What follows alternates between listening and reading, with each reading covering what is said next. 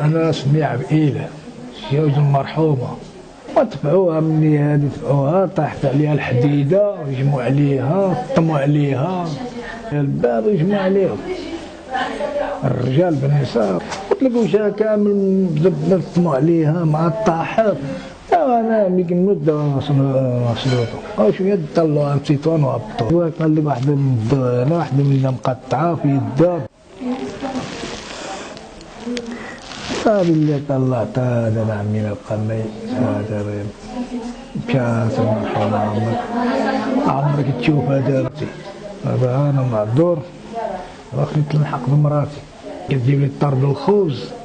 ودابا هي مشات دابا انا بقيت مريت مع راسي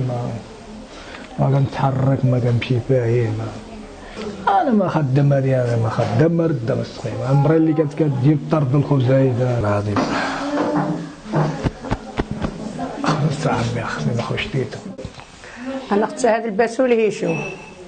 4 سنين باش بدات تمشي للديوانيه من تما كتسار اللقمه د العيش ماتت مقتوله زدتم عليها وقتلوها بالحديده